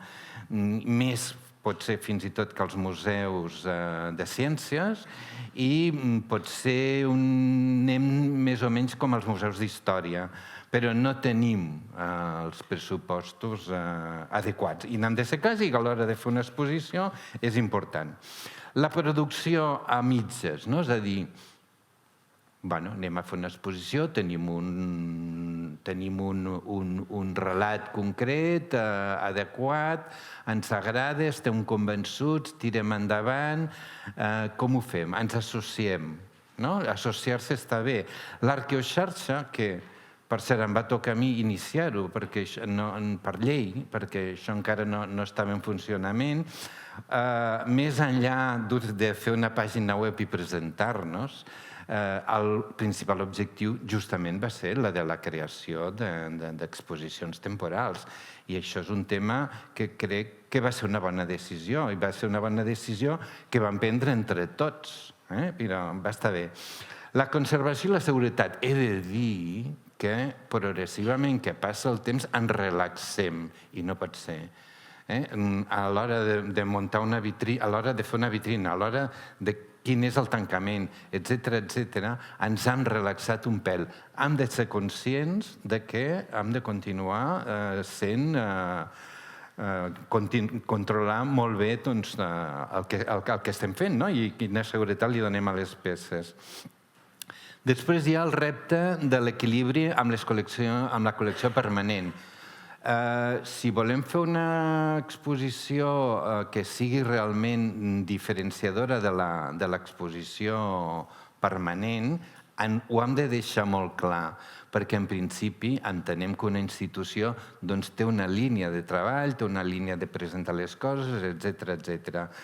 Simplement a tenir-ho en compte, i després els temes de sostenibilitat que són igualment importants. És a dir, tots ja tenim al cap que hem d'acumular vitrines, que hem d'acumular plafons, que alguns han de ser delgats i alguns fins i tot que tenen magatzems de vidres. Hi ha de tot, però és un tema molt també a tenir en compte. Crec que hauria d'anar una mica més ràpida, no? A pensar? Sí. Una recepta, ara la farem molt ràpid, ja la tindreu en l'article en tot cas, però sí que soc molt de gastronomia, ho sabeu tots, no? I per tant soc bastant de recepta i m'agrada donar receptes, no hi ha moltes. Aquesta és una mica com jo m'he organitzat la vida. Primer definim quin és aquest relat que hem d'explicar, amb quines possibilitats tenim d'entrada. Potser és una visió, un punt naïf d'entrada, però l'hem de veure de forma molt àmplia. I, per tant, pot estar vinculada a temes concrets, les recerques que fem o que fan altres, temes d'interès general. Aquí tenim un senyor, un especialista en temes molt generals que els ha portat a exposició. Bé, és una altra solució, que coneguem bé els públics, és a dir, quins públics tenim, no? Més enllà de dir 8 famílies, grups escolars, etc., hi ha més coses. Hem de parlar de quins són aquests públics, no? I després hi ha el manteniment, doncs, amb trencaments, no? Un ritme, no? És a dir, hem de tenir en compte que una exposició no la podem fer tota exactament igual. Això n'havíem parlat molt quan estava jo aquí, no? És a dir, cal trencar els ritmes perquè tenim una majoria de públics que es cansen de veure-ho tot igual, no? I per tant, doncs, cal canviar, per tant, treballar amb unitats expositives és una bona estratègia i això acostuma a funcionar, no? Bé, segon punt, avaluar els recursos i les condicions que tenim, aquest pressupost, de quin equip disposem, quins recursos té la casa, quins recursos puc rebre d'altres institucions, etc. Dissenyar la museografia. Bé, clar, globalment, dir això, claretat normativa i visual, tots estarem d'acord, però no ho fem. Hem tingut una certa tendència durant uns quants anys a un cert barroquisme que empastifa una mica el relat i el fa una mica perdut, no? I després hi ha el tema dels materials sostenibles, que continua amb la mateixa idea que deia abans, i el tema de les tecnologies interactives. En parlarem una mica més d'aquest tema després, no?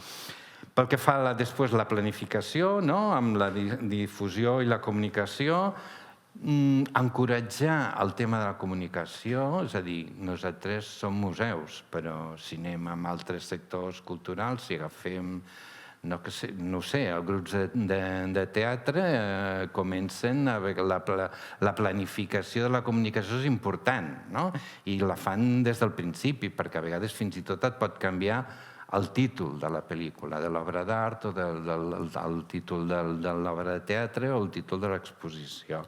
I per tant és important fer-ho això. Les col·laboracions institucionals, un altre tema, no hi vull entrar més, ja estarà explicat, i tot el tema de premsa i campanyes publicitàries. Però al final té que haver-hi també una reflexió final sobre quin és el futur, i aquí va si seran itinerants, si no seran itinerants, que també és un tema relativament important.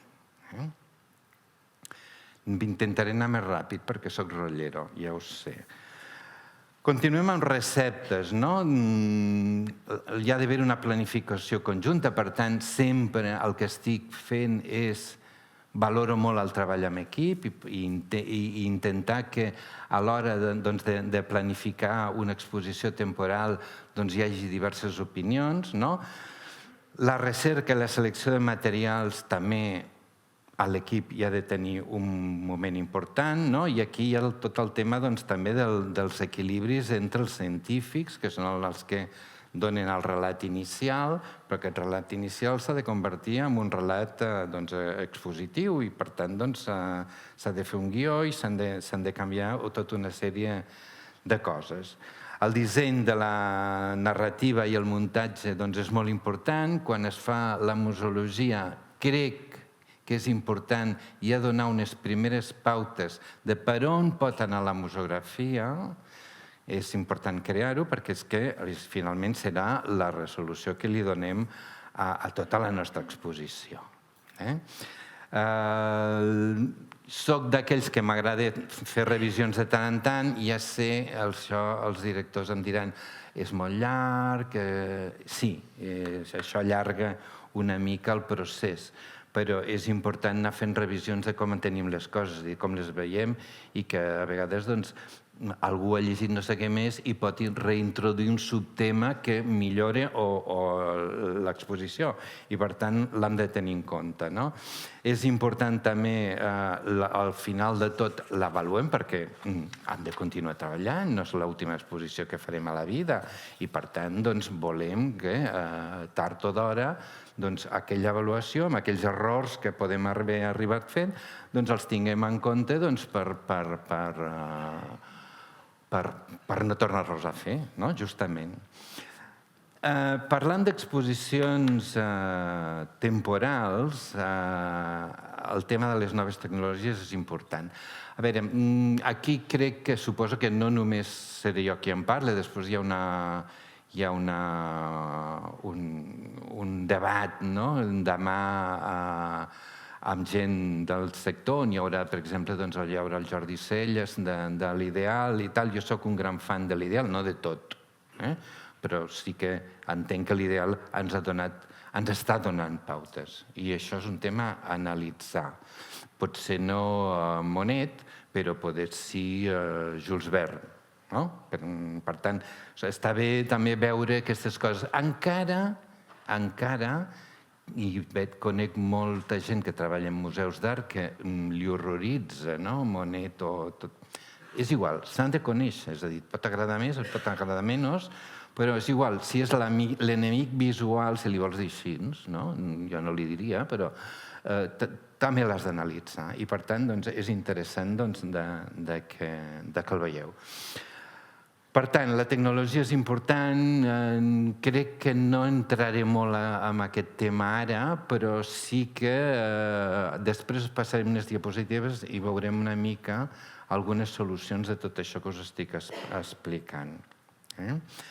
Per tant, quasi que continuem, no? Com justifiquem? És a dir, no podem utilitzar una tecnologia perquè sí, perquè està de moda o perquè tothom va a l'ideal o tothom va on sigui. No, això no és exactament una decisió interessant a prendre, no? És a dir, la tecnologia ha d'estar al servei del nostre relat, ha d'estar al servei que el nostre públic estigui més còmode, que li pugui agradar més, que pugui entrar més. I, a més, tenim un munt de temes diferents que podem utilitzar amb les noves tecnologies. Per tant, és important que ho justifiquem, és important que ens fixem en uns objectius clars, que ens ajuden a reforçar aquesta interpretació del relat que li hem donat, fomentar l'inclusió de certs tipus de visitants que els permeten una accessibilitat física i cognitiva. No sé, imagineu quan expliquem unes formes de vida del passat durant, jo què sé, un poblat de l'edat del bronze. És a dir, donar un dibuixet està bé, que és el que fèiem, però les capacitats que ara són enormes i, per tant, es poden fer moltíssimes més coses. Fomentar la inclusió, és a dir, el tema d'inclusió ja no l'he entrat, crec que l'entrarà tothom perquè és un tema d'obligació actual i forma part de l'anàlisi de la nostra clientela o dels nostres públics. I l'ús d'eines no invasives ens pot ajudar també molt en els jaciments. I aquí no hi vull entrar perquè no és matèria del que se m'ha encarregat. Amb les línies d'actuació en tenim moltes, la realitat augmentada i la realitat virtual són claus, però hi ha altres tipus de despeses lligats a tecnologies, com tots aquells elements que es poden fer amb personatges creats amb silicona que donen una certa realitat i creen moltíssimes emocions. És que és així. Establir quins són els recursos necessaris i els equipaments tecnològics. És a dir, l'arqueoxarxa funciona molt bé. Potser també és un moment que l'arqueoxarxa comenci a acumular canons de vídeo o ulleres de 3D. És a dir, potser és una reflexió que cal fer. Acumular certes coses perquè les inversions són inversions només relativament importants. És a dir, la gran sala de l'Ideal amb els seus 48 canons no és la gran inversió. La gran inversió és fer tot aquell espectacle. Això sí que és molt car. Però les coses, amb $500.000 s'ha fet aquell espai. Per tant, tampoc és tant. I el pensem fer durar molts anys. Per tant, són inversions com molt segures. Què més us podria dir? Anem una mica a veure alguns exemplars. Ja us he dit que he agafat bàsicament exemplars de la casa. Aquesta és una exposició que crec que va programar el Pere Izquierdo, que era el director anterior a això. És una exposició que aprofita, és una col·laboració entre museus, entre el Museu Arqueològic Nacional de Madrid, que va tancar i, per tant, tenia la possibilitat de fer exposicions temporals. Ens va arribar aquesta, és les millors col·leccions de peces romanes, probablement, del Museu Arqueològic Nacional, i va ser una exposició, diguem-ne, un punt freda, una exposició d'art, una exposició on calia veure les peces molt ben fetes i amb un discurs relativament bàsic, però que va funcionar. Això podria ser una mica la primera tendència que tindríem a l'hora de la meva època fer un model d'exposicions. La Carmen hi va participar. En fi, això era una exposició de la Carreras. L'Institut Ametller tanca per reparació. La millor col·lecció de vidres de Barcelona, doncs, cony, a l'Arqueològic. I va ser una sessió ells necessitaven acumular perquè havien de buidar la totalitat de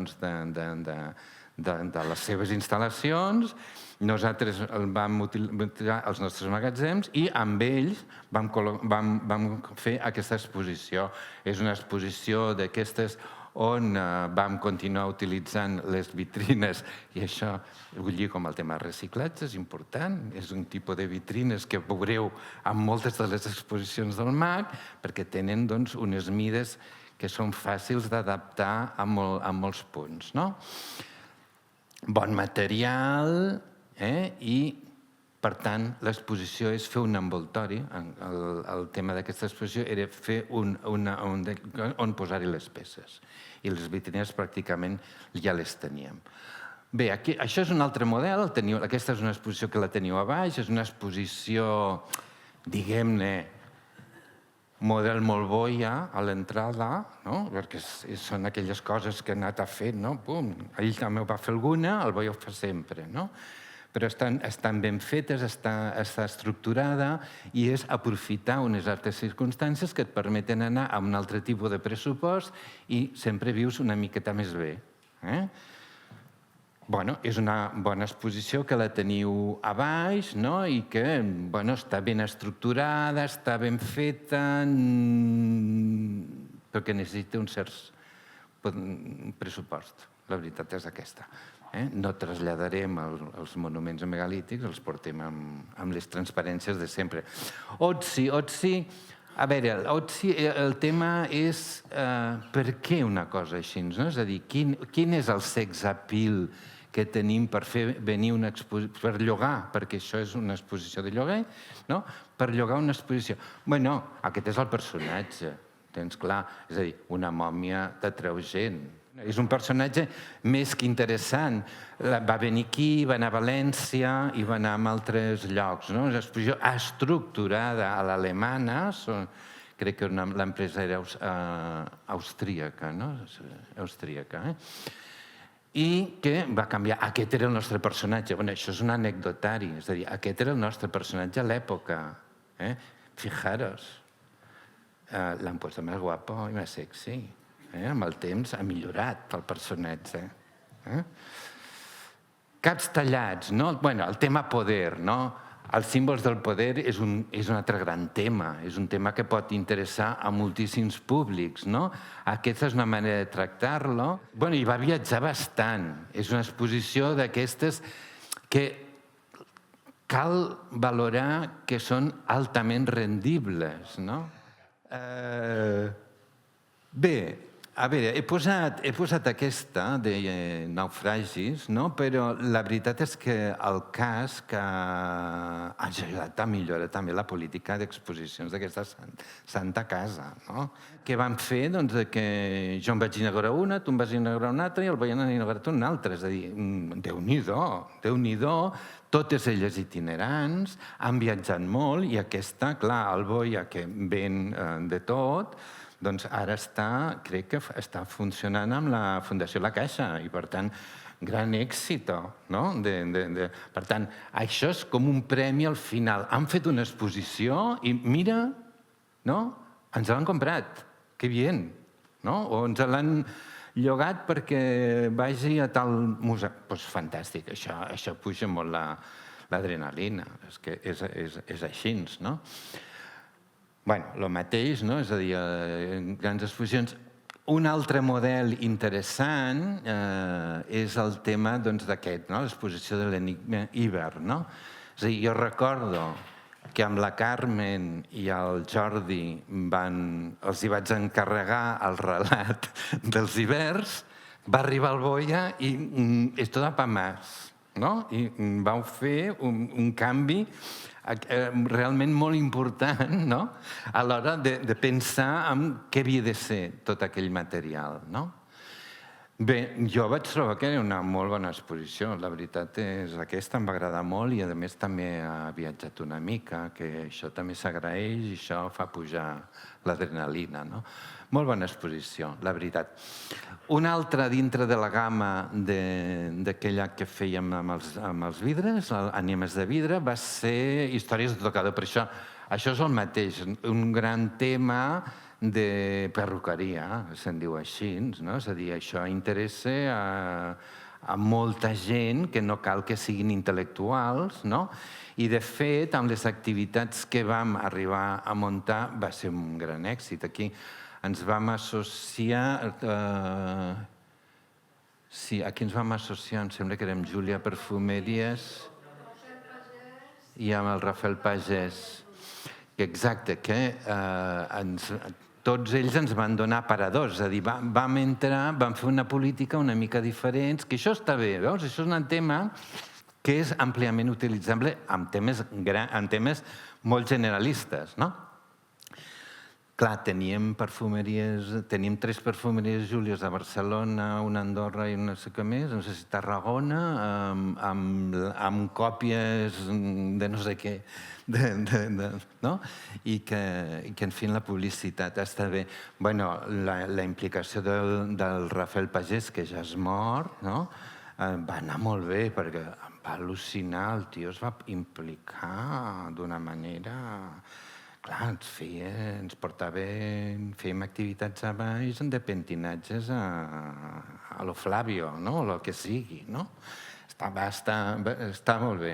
Una exposició endreçada, molt clara, i aquí es veu molt bé, és el mateix, no? És a dir, què fas? Fas un contenidor on tu ja tens vitrines que pots aprofitar, algunes coses no, però pots reciclar bastant amb les temporals. La veritat és aquesta. Aquest va ser un altre gran èxit, no? Aquesta és la primera exposició de l'Arqueoxarxa després de prendre les decisions conjuntament amb tothom de que un dels objectius era justament crear exposicions temporals que viatgin per tota aquesta xarxa i més, perquè aquesta va viatjar a València, va viatjar a no sé quants llocs. A Irún, exacte. No, la veritat és que era una exposició, ara no me'n recordo, pot ser una exposició de 20.000 euros o una cosa així, que li vam treure molt partit. Està bé, això crec que és Badalona, la vam inaugurar a Badalona i crec que això és València, això és Badalona, també no sé que m'ho digui l'Ester, està per aquí, que sí? Clar, tot no me'n recordo, i ser res, fa molts anys ja que m'he fet gran també. Bé, una altra exposició que a mi em va agradar molt i que la vaig trobar molt interessant, tot i que, si he de fer l'analítica, és aquí en Rueda li va agafar el minimalisme, no? I que jo prefereixo el minimalisme que el barroquisme, també és cert, és molt bonica, però no sé si és del tot reciclable, és l'únic punt que perquè, clar, el tema gastronòmic interessa absolutament a gairebé tothom, menys els que fan règim. Aquesta és l'exposició ja a Sant Pere Galligants, no? Però, bueno, una exposició d'un gran interès, no? Com aquesta, no? Demos, bueno, clar, el tema democràtic és un tema molt general que interessa moltíssima gent i que, a més, pot interactuar amb públics molt diferents, no? Bueno, un gran tema, la veritat. Com vaig? No sé com vaig de temps, però normalment... Bueno, anem més ràpid. Sí, val. Un tema molt interessant. Tarragona acabava de... El sindicat dels treballadors del museu van guanyar contra el Ministeri de Cultura espanyol un pleit de calefacció, de mal lloc per treballar, totes aquestes finestres d'aquí no n'hi havia cap que tanqués, a vegades hi havia escots, hi havia de tot, era un desastre. I la museografia, ja quan van inaugurar, ja havia caducat, i això era als anys 60, per tant, i després hi ha molta problemàtica, perquè mireu quants objectes estan directament enganxats a la paret. És que és un problema. Trucar aquesta sala era absolutament complicat. Bé, això va fer que em va tocar negociar amb el Port de Tarragona que es fes una exposició i li vam encarregar una exposició a la sala La Pilar, que va reciclar un projecte d'una exposició que no havíem fet i més o menys la va refer. El port ens va millorar la calefacció, ens va millorar tota una sèrie de coses i a aquesta senyora li va tocar traslladar tota aquesta col·lecció. Clar, traslladar una ceràmica, una sigil·lata, és fàcil, però segons quines escultures ja és bastant més complicat. És una exposició molt gràfica, però sí, més cert que a la Pilar li agradava molt la gràfica, li donava molta importància. I coses com això, no sé, jo crec que havia anat com a una dotzena d'exposicions temporals diferents. Va ser una exposició que encara la podeu veure fins d'aquí no gaire. Bé, crec que ha funcionat bastant bé. Sortim del territori català i em preguntava què agafava, Bé, he agafat aquesta, he agafat 2 museus danesos perquè no és gratuït. És que aquest museu s'ha posat en contacte amb aquests museus, ha fet sessions de treball amb aquest museu, i se suposa que potser aquest museu prendrà en el futur algunes... és que fins a Imperium hi ha alguna cosa d'aquí. Per tant, jo crec que sí. Per tant, i aquí, a veure, això és un museu pijo, és a dir, problema de pressupost, no sé de què em parles, problemes d'equip de recerca, també, mira, tot això, tenim tota aquesta gent que estan al nostre servei. I, per tant, això ens ajuda a veure també una mica certes tendències cap a on aniran. Fixem-nos, una museografia, diguem-ne, més convencional, teòricament convencional, vitrines impecables, il·luminacions impecables, amb altíssima seguretat, unes peces meravelloses, Abans no hem parlat gaire de públics, però us en recordeu que aquella classificació que faig servir sempre jo, d'Expomedia, les formigues, les sauterelles, les papellones, etc. Clar, això és lloc de papellones, és a dir, és un element, és un faro que et tira que vagis allà a veure què queda d'aquell barco, Però al darrere, la part immersiva, totalment diferent. Anem a veure una mica. És a dir, primer, els danesos sí que utilitzen recursos per sorprendre-te ja d'entrada.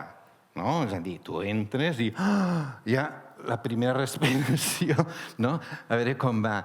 Després, aquest tema, importantíssim, per ells és molt importantíssim. Aquest és el Museu Nacional, però després veurem a Arús, en el nord, que hi ha un altre model. I és important. Aquí veus un immersiu de cara al barco i a l'altre darrere vitrines amb una altra pantalla immersiva parlant de la peça. És això, per exemple, una meravella. Clar, et quedes... Això és el que vull. Pressupostàriament potser no hi podrem arribar, però sí que veiem amb ells, que són més rics, certes tendències que s'estan anclant i que no només s'estan anclant aquí, sinó que n'hi ha altres llocs. Aquest era un exemple, preneu-vos-ho així. Galeria Nacional, però és una temporal que crec que ha anat a París i que crec que no sé si ha anat a València. No, perdoneu, no, és danès l'exposició. Estava aquí a la Galeria Nacional i ara està a Arús, amb aquell altre museu que després en veurem una mica. Quan em queda, Mònica?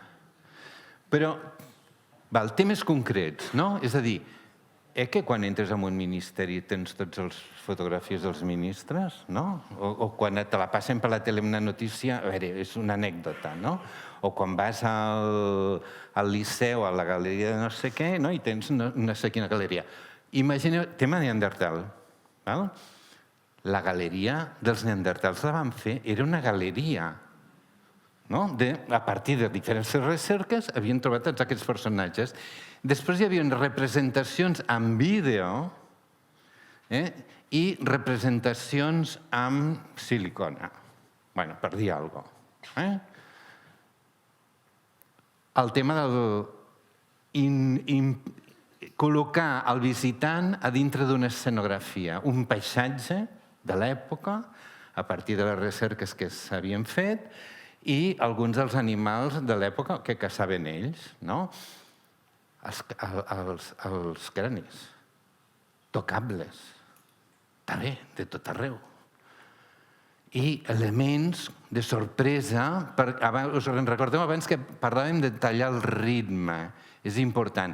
Qui té més pasta, doncs hi pot gastar més. Qui no en té tanta, doncs en gastarà menys i buscarà una altra solució. I Arús, que és un museu, diguem-ne, de vocació bàsicament antropològica, encara que tingui unes col·leccions d'arqueologia mortals, no? Doncs, bueno, és una altra exposició. Aquest és un dels grans atractius, però què vull dir amb això? Que el tema dels personatges fets d'aquesta forma tan realista, doncs són un èxit. És així, se'n diu així.